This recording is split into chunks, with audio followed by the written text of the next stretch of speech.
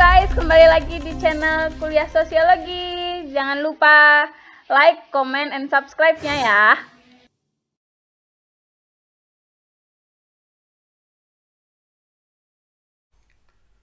Bismillahirrahmanirrahim.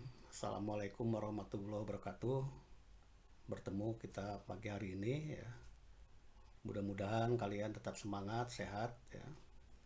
Siapkan alat tulis kalian, kita teruskan kuliah kita yang tertinggal.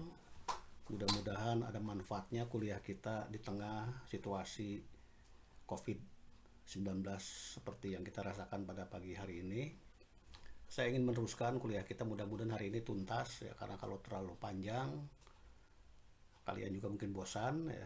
Jadi mudah-mudahan dalam 3 kali pertemuan kita bisa menuntaskan materi dari Michel Foucault. Foucault sudah kita ceritakan dalam 2 kali pertemuan dalam durasi sekitar 12 sampai 15 menit ya. Jadi sekitar 30 menit. Hari ini kita tambah mungkin sekitar 10 atau 15 ya. Jadi pertemuan kita kurang lebih 45 menit kalau kita rangkum semua. Jadi teori Foucault ini adalah teori yang cukup penting ya. Setahu saya baru 1 orang ya, yaitu Herlina, yang pernah menulis skripsi menggunakan teori Foucault ini ya. Dan alhamdulillah beliau juga sudah berhasil ya, dengan hasil yang lumayan, bercerita tentang Daliana Tolu ya, kekuasaan Daliana Tolu dalam penyelesaian KDRT di daerah Dolok Sanggul kalau tidak salah, Sumatera Utara. Jadi saya ingin menceritakan bahwa Foucault ini selain bercerita tentang arkeologi pengetahuan ya, juga bercerita tentang seks dan kekuasaan ya. Jadi berbicara tentang seks, jangan berpikir tabu ya, karena Foucault juga mengkritik tentang konten seks ya. Seks selalu dianggap sesuatu yang tabu, sesuatu yang tidak baik untuk kita bicarakan ya. Justru dalam perkembangannya seks itu sekarang sudah menjadi komoditi ya, sudah dikomodifikasi ya. Jadi sudah menjadi komoditi. Padahal seks itu sesuatu yang diagung-agungkan, sesuatu yang sakral ya.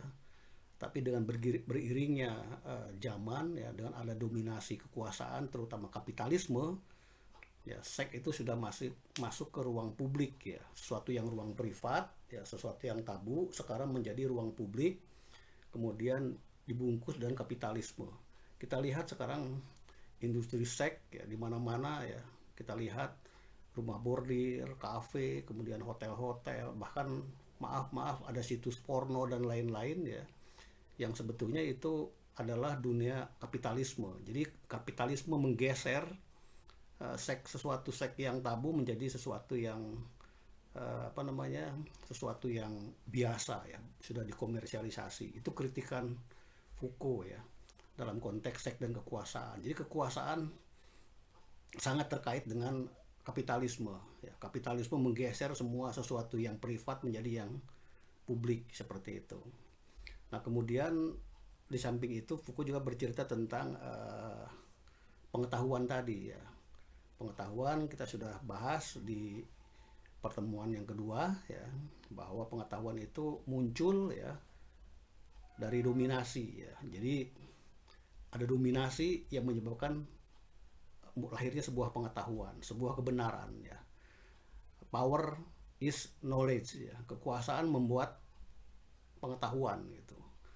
Jadi pengetahuan-pengetahuan itu dibuat oleh kekuasaan, yang dalam hal ini kapitalisme lah yang membuat gitu. Seperti kurikulum dan lain-lain itu dibuat untuk kepentingan kapitalisme. Itu seperti teori-teori yang lain yang sudah kita bahas menurut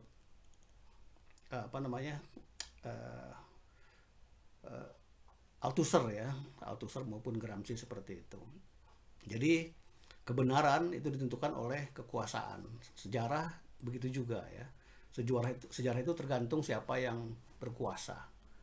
Nah, oleh karena itu kekuasaan itu perlu dikontrol ya. Kontrolnya menurut si Foucault ini melalui apa yang dinamakan dengan panoptik ya. Panoptik itu semacam alat kontrol ya atas individu ya oleh penguasa. Apa alat kontrolnya? Menurut si Foucault ini panoptik. Ya, panoptik itu seperti CCTV ya. CCTV yang dipasang ya, ada kamera-kamera ya untuk mengontrol gerak-gerik kita. Kita lihat seperti di ATM ya, itu ada CCTV di sudut kiri atas ya atau kanan atas ya. Itu untuk mengontrol gerak-gerik kita. Jadi panoptik itu, kekuasaan itu dikontrol ya melalui alat-alat panoptik seperti itu. Apa? Ya, macam-macam ya, kita lihat panoptik itu. Seperti di kampus saja kita mengontrol untuk kedatangan kita melalui fingerprint gitu. Absen yang ditekan segala macam. Ya. Jadi itu untuk kontrol kita. Mau datang kita tekan ya, absen, pulang kita tekan. Itu adalah bentuk kontrol supaya kita rajin, supaya kita masuk segala macam. Bahkan dalam situasi work from home seperti ini, kita absen, kita harus foto ya. Kita share GPS kita di mana posisi kita, tanggal berapa ya, supaya menentukan dan menunjukkan pada rejim ya, atau pada penguasa atau pada institusi bahwa kita tidak pulang gitu. Bahwa kita ada di rumah gitu. Jadi itu adalah bentuk panoptik ya, sama dengan CCTV seperti itu. CCTV dibuat untuk mengontrol kita ya. Atau sidak gitu. Inspeksi mendadak itu bentuk kejutan-kejutan yang untuk supaya ada efek kejut sehingga orang rajin ya. Kalau tiap hari inspeksi ya, atau tiap hari kita kontrol, orang udah tahu gitu.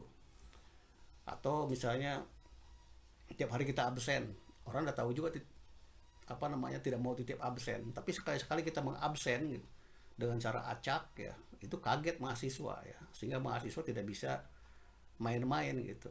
Maka absen mendadak, uji petik absen gitu, sekali-sekali kita mengabsen ya, itu adalah bentuk panoptik yang kita laksanakan. Sama dengan di penjara itu ada lampu itu ya, yang mengontrol misalnya.